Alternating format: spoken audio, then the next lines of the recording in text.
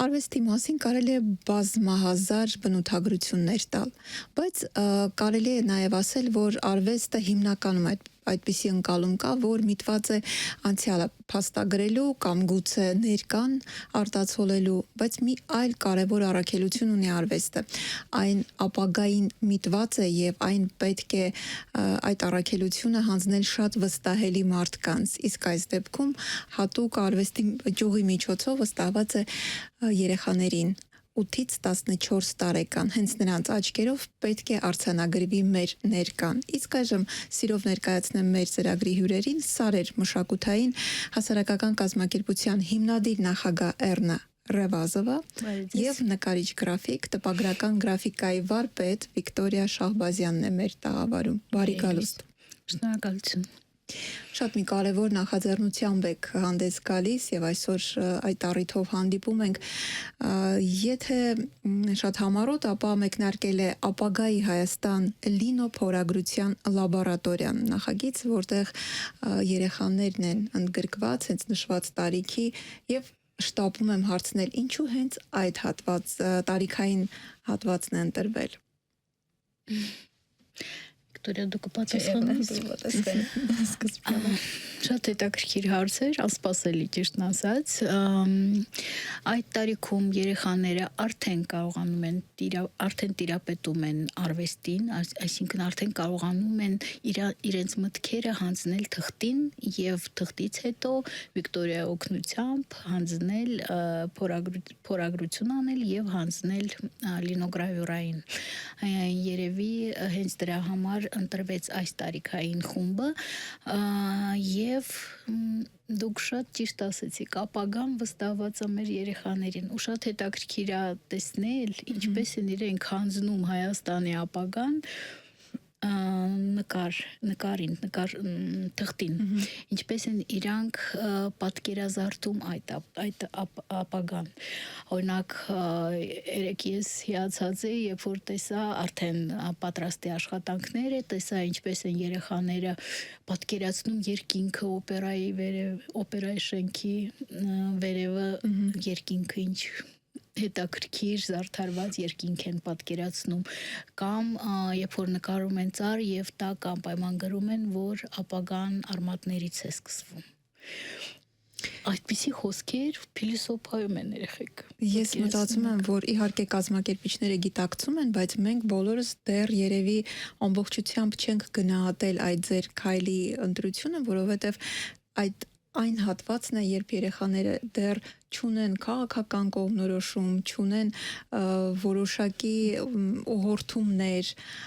անմեղ էակներ են եւ ձեր նկարագրած թեկուզ երկինքը, որ իրենք պատկերել են, երևի թե շատ ավելի արժեքավոր է, հիմա չեմ ուզում պրոֆեսիոնալ նկարիչների աշխատանքները թերագնահատել, բայց երեխաների պատկերածը կարծես իսկապես մնալու է պատմության մեջ։ Վիկտորիա, ինչու հենց այս ուղղությունն է ընտրվել ժամանակակից թվային դարաշրջանում, երբ մատի մեկ հպումով կարող ենք ցանկացած բան ստանալ, նույնիսկ երեխայի ձեռքերով, ինչու լինո փորագրություն։ Նախ եւ առաջ լինո փորագրությունը շատ վաղուց եկած տեխնիկա է, դեռ 19-ից 20-րդ դարերում եւ այն միակ տեխնիկան է եղել ժամանակին, երբ որ գրքերի իլյուստրացիաները կամ ինչ-որ մի բան են ուզեցել մարդկանց փոխանցել, հենց այդ տեխնիկայի միջոցով են փոխանցել։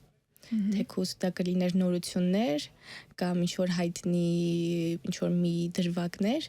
մարդիկ փորագրություն են արել եւ դա միակ տեխնիկան է եղել, երբ որ կարողացել են ամբողջ տիրաժով, այսպես ասած, տարածել եւ ավելի բավական արժեքավոր է եղել եւ համեմատ ավելի կարելի ասել նաեւ էժան է եղել, որ տենց տպագրեն եւ տարածեն եւ հիմա շարունակեք ներողություն եւ երևի կարելի ասել նաեւ հիմա կարելի է այդ տեխնիկայով ցանկացած արվեստի գործ ստեղծել եւ հենց երեխաներին հետաքրքիր այդ process-ը, ինքը շատ երկար process է տևում, իրականում անմիջապես նկարեցին թղթին ու չեն տեսնում իրենց արածը, որտեղ դեռ պետք է փորագրեն, փորագրելուց հետո դեռ նորից տպագրեն թղթի վրա, ինչ որ մեդիտատիվ process է անցնում, որը ավելի է հետաքրքրացնում։ Այ նշեցիք, որ բավականին մատչելի է Էժանը, բայց եթե ես ճիշտ եմ պատկերացնում, այս մեթոդը չի ներում սխալմունք։ Այսինքն եթե սխալվեցիր, այլևս ուղղելու Ctrl+Z անելու հնարավորություն չկա։ Այս առումով երևի թե երեխաների մոտ այս տեխնիկան նաև համբերատարություն, ուշադրության կենտրոնացում է առաջացնում, իսկ ինչպես են իրենք ստրեսային է, երբ չես կարող սխալդ անմիջապես ուղղել։ Հանգիստ են հանդուրժում են նման պայմանները։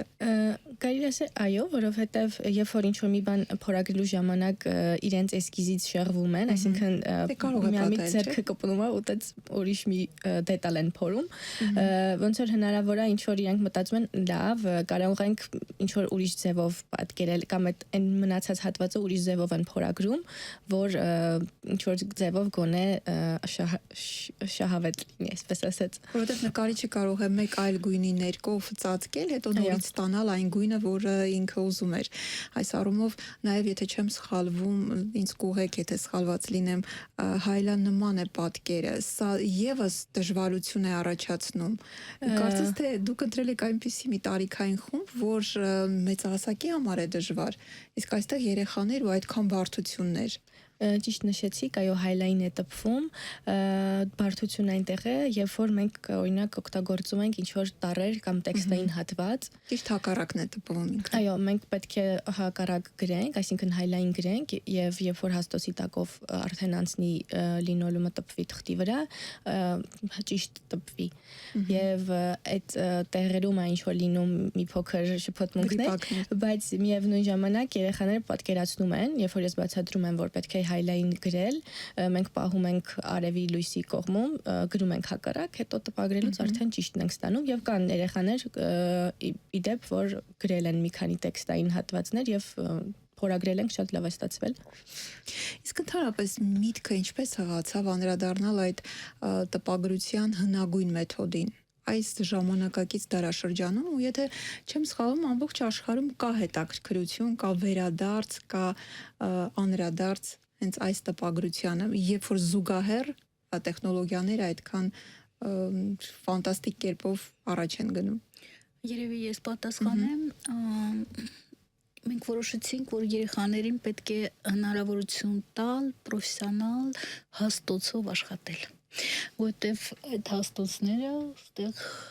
շատ հազվադեպ են հանդիպում Հայաստանում, Մեծ գոյություն ունեն։ Այո, գոյություն ունեն եւ դրանցից մեկը հենց Վիկտորիայի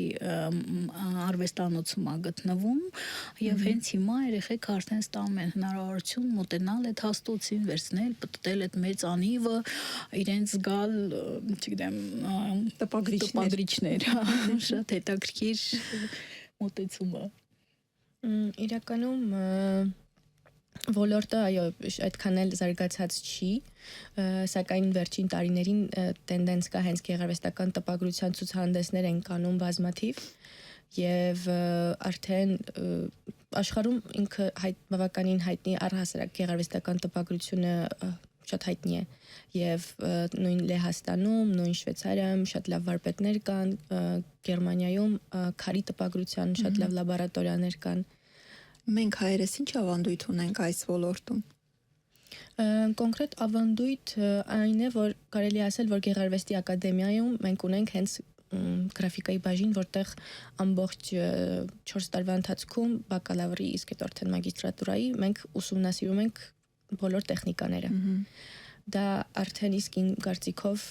շատ լավ է եւ հետաքրքրություն կա բոլորի կողմից եւ վերջին տարիներին ես տեսնում եմ, երբ որ Թերլեմեզյանից արդեն երեխաները ավարտում են քոլեջը, հենց տեղափոխվում են գրաֆիկայի բաժին Գեղարվեստի ակադեմիայում։ Իրականում ուղղությունները շատ են եւ եթե չեմ սխալվում, բացի լինոփորագրությունից, օֆորտ, փայտափորագրություն, այս բոլոր ուղղությունները երեխաները այս ընթացքում ծանոթանում են թե միայն լինոփորագրություն։ Երեխաներին անպայման ծանոթացնում եմ, ես պատմում եմ ինչ տեխնիկաներ կան առհասարակ, գեղարվեստական տպագրության եւ որ տեխնիկան ինչի վրա է արվում, բարձր տպագրություն, ցածր տպագրություն, բայց քանի որ դեռ տարածքային առումով էլ փոքր է տարածքը եւ սկզբի համար մի փոքր ավելի կարելի է ոչ հեշտ չի, բայց համեմատաբար կարելի ասել լինոփորագրությունը ավելի պատկերավոր է ու համեմատ ավելի հեշտ է։ Մյուս տեխնիկաներ։ Այո, դրա համար հետո արդեն անում ենք լինոփորագրությունը։ Իդեպ կարելի է նշել, որ մեզ համար շատ զարմանալի մի փաստ։ Երբ որ մենք ներկայացրել ենք ծրագիրը, ես նշեմ, որ ծրագիրը իրականացվում է գիտության մշակույթի եւ սպորտի նախարարության աջակցությամբ դրամաշնորհային ծրագրի շրջանակներում, երբ որ մենք ներկայացրել ենք, մենք նշել ենք, որ անպայման կհրավիրենք ավարանից, աշտարակից եւ կմասնակցեն ավարանի, աշտարակի եւ Երևանի երեխաները, բայց ինչու հենց այդ 3 շրջանները։ Մենք որոշեցինք, որ Վիկայի արվեստանոցին հասնելու ամենամոտակա ռեգիոնները դրանք էին, աշտարակներ եւ ապարաններ եւ երեխաներ եկան, բայց բավականին հեռու է։ բայց եկան երեխեքը մասնակցեցին մեծ հաճույքով, ուզում են նորից գալ, բայց մեր համար զարմանալի էր, որ մասնակցեցին նաեւ Մոսկվայից եւ հատուկ Մարսելից ժամանած երեխա, ինքը լսել էր այդ լաբորատորիայի մասին եւ Այսինքն նախապես հայտարարություն էր տարածվել, որ հավաքագրում եք երեխաների, ովքեր հետաքրքրված են այս թեմայով։ Այո։ Բայց կան չէինք դրել մեր Instagram-յան էջերում եւ արդեն մինչեւ 3 զանգահարում էին, ուղղակի հենց հատուկ նշել ենք, որ 30 երեխա կարող են մասնակցել տարածքի առումով, որ փոքր է շատ։ Իսկ ինչ պայմաններով, ինչ սկզբունքով են ընտրվել երեխաները, թե պարզապես 30 առաջի 30 ցանկացողները։ Կարելի ասել այո, առաջի 30, նաև կան երեխաներ հիմնականում, ովքեր արվեստի դպրոցներում են սովորում կամ ստուդիաներում, ովքեր արվեստի մեջ են, այսպես ասած, եւ իրենք հենց ապարանից եկել էին ապարանի կերպարվեստի դպրոցի երեխաները։ Մենք հիմա խոսում ենք հիմնականում այդ ոլորտի նրբությունների, տեխնիկայի մասին, իսկ կազմակերպչական հարցերի շուրջ խոսենք, ինչ է նախատեսվում, երբ է կուլմինացիայի հասնելու այդ միջոցառումը, ինչ եք նախատեսում, ինչով է ազդարարվելու փակումը։ Ձեր ասած կուլմինացիան սպասվում է սեպտեմբերի 21-ին, ինչը պատահական չէ։ Պատահական չէ իհարկե, Հայաստանի անկախության օրը։ Մենք նախատեսում ենք բացօթյա ցուցադրություն կազմակերպել եւ հնարավորություն տալ այդ օրը բոլոր անցնողներին ընտրել իրենց դուրեկած լինոներից իրենց դուրեկած Հայաստանի ապագան եւ տեղում տպել այն։ Այսինքն տպագրությունը կազմակերպվելու է հենց բոլորի աչքի առջև։ Այո։ Պետք է այո գան անցորդները ընտրեն իրենց ցանկացած փորագրությունը, որը որ երեխաներն են կատարել։ Այսինքն դա լինելու է էսկիզի տեսքով, իսկ հենց լինոլյումները արդեն պատրաստի, որոնք երեխաներն են փորագրել։ Մենք դա կարող են հենց ամբողջ լինոլյումի եւ առհասարակ տպագրության հաճույքն էլ այնտեղ է, որ մենք ունենում ենք այդ ֆորման եւ հետագայում կարող ենք ունենալ եւ բազմաթիվ տպագրություն անել։ Բազմաթիվ օրինակներ կարող ենք ունենալ։ Եվ կարող ենք նաեւ տպագրել ինչ որ իրերի վրա եւ հենց մենք պատրաստվում ենք չոպերների վրա տպագրել եւ երեխաներին վերջում նվերներ տալ իրենց ստեղծած ապագայի Հայաստանը նկարով։ Բայց այսքանով որքան գիտեմ չի սահմանափակվում այս նախագիծը, պատկան մարմինները պետք է տեղեկացվեն։ Իհարկե բոլորին մենք երեխաները մեր կողքին ապրող փոքրիկները դե այդքան է փոքրիկ չեն, թե ինչպես են ապագան պատկերացնում եւ միգուցե հուշեն մեծահասակներին, թե միգուցե մենք կպատրաստենք պոստկարտերի ձևաչափով հավաքածուները եւ այդ հավաքածուները կուղարկենք նվերներ մեր պատկան մարմիններին։ Շատ հետաքրքիր է պոստկարտի գաղափարը։ Իսկ ծրագիրը նախագիծը ավարտվում է եւ բնականաբար ձեր նման ստեղծագործ մարդիկ չեն կարող այսպես դատարկաձեռն կամ ձեռնունայն նստել եւ ոչինչ չանել, որոնք են ձեր հաջորդ ծրագրերը։ Եթե խոսենք մեր մշակութային հասարակական կազմակերպությունից, սարերից, մենք հիմա պատրաստում ենք հրատարակել Սերանուշ Մանուկյանի Տաթևի որմնանկարները գիրքը։ Արդեն աշխատում ենք դրա վրա եւ դեկտեմբերի 1-ին գիրքը լույս կտեսնի։ Սա տպագրական առումով ես գիտեմ, որ դուք նաև շատ միջոցառումներ եք կազմակերպում եւ սխալված չեմ լինի, եթե ասեմ, առաջին անգամ եք մեր տաղավարում եւ ես չեմ կարող չօգտվել առիթից չհարցնել իսկ հրավերներ, համաշխարհային ճանաչում ունեցող արվեստագետներ նման նախագծեր կան եւ արդյոք կարող եք փակագծեր բացել։ Երևի թեթև բացեմ, այո, 6-րդ տարին է, որ մենք իրականացնում ենք ժամանակակից պարի միջազգային փառատոնը, ամառային սամիթը։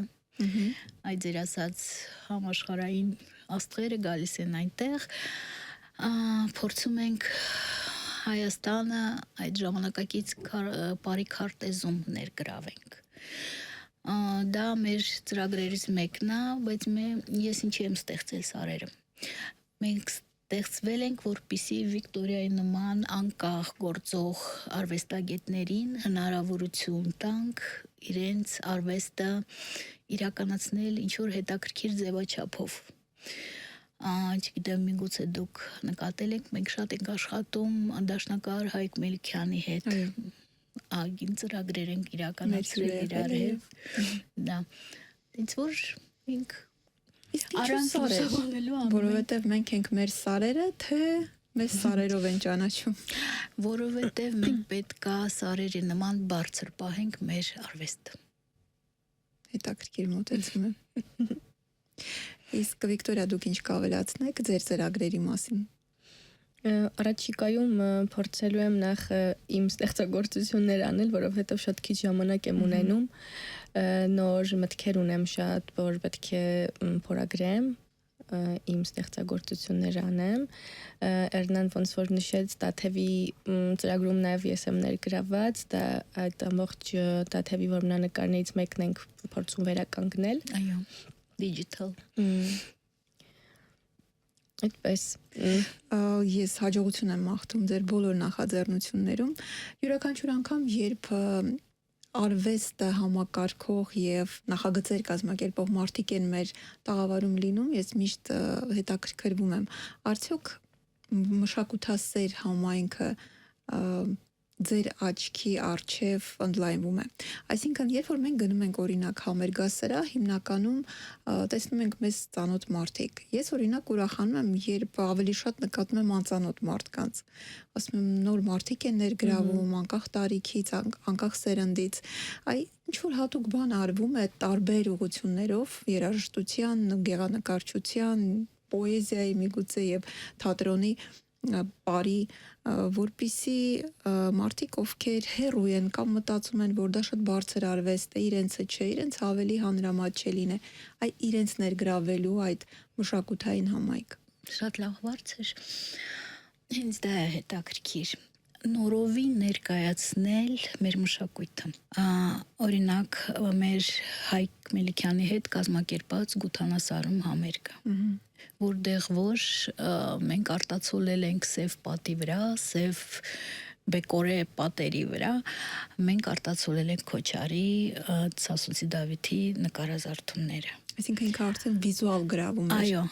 մենք պետքա ինչ-որ այդպիսի մոտեցումներ գտնենք, որոնք հետաքրքիր կլինեն ժամանակակից հանդիսատեսին, մեր ժամանակակից մարդկանց։ Երևի դա է խնդիրը։ Նոր ստեղծագործություններ ներկայացնելը, որտեվ ինչքան էլ տարբեր ինտերպրետացիաներ դու անես եւ ներկայացնես նույն Շեքսպիրին, իրան արդեն բոլորը գիտեն։ Իսկ եթե դու գտնես ու ներկայացնես նոր ստեղծագործություններ, դա հետաքրքիր է։ Ինչպես մենք միշտ անում ենք։ Ես արդեն բերեցի օրինակ Գութանասարի նախագիծը, որը որ սկսվում էր մի արտասովոր ստեղծագործությունով, Հայկը դա համաշխարհային պրեմիերան էր, երբ որ մի ստեղծագործության մեջ միասին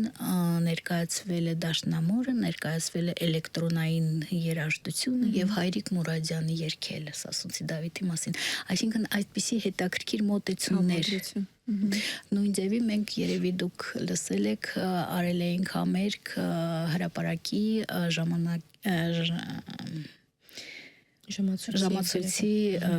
ժամացույցի հետնաբեմում։ Երբ որ դա արեցինք, դա եւս հետաքրքիր նախագիծ ստացվեց, որովհետեւ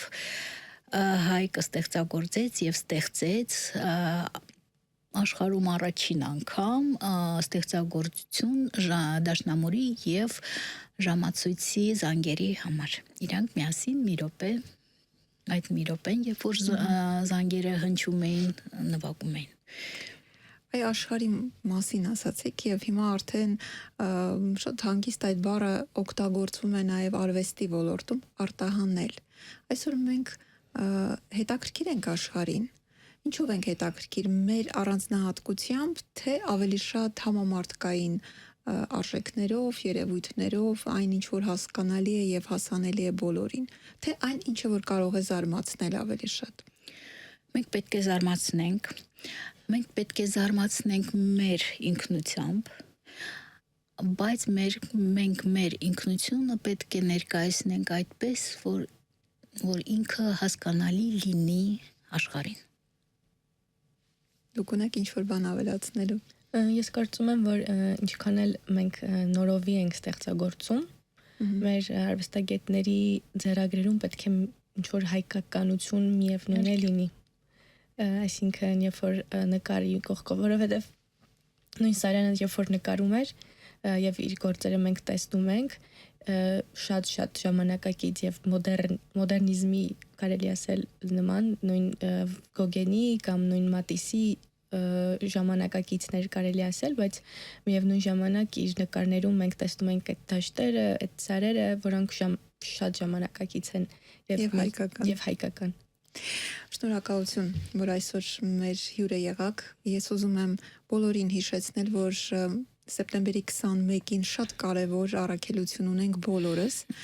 եւ տեղ ունենք գնալու։ Վայրերը նաեւ կնշեք, որտեղ Շարլ Ազնավուրի հրապարակում է լինելու ցուցադրությունը եւ ժամը դեռ չենք որոշել, բայց վայրը Շարլ Ազնավուրի հրապարակում, որտեղ նաեւ այո կլինեն արդեն տպագրության բոլոր ֆորմաները, որտեղ պետք է բոլորը գան տպագրեն եւ արդեն ցուցահանդեսը երեխաների 30 աշխատանքները ներկայացված կլինի։ Երեխաների 30 աշխատանքը եւ մի աշխատանքը, որը որ կստեղծի իրենց վարպետը։ Ես ունեմ ստեղծելու։ Իսկապես շատ հետաքրքիր է բոլորս դեպի Շարլ Ազնավուրի հրապարակ սեպտեմբերի 21-ին տեսնելու մեր Հայաստանի ապագան երեխաների աչքերով։ Շնորհակալություն հրավերի համար։ Հիշեցնում այսօր հյուրընկալել էինք Սարեր մշակութային հասարակական կազմակերպության հիմնադիր նախագահ Էռնա Ռևազովային եւ նկարիչ գրաֆիկ, տպագրական գրաֆիկայի վարպետ Վիկտորիա Շահբազյանին։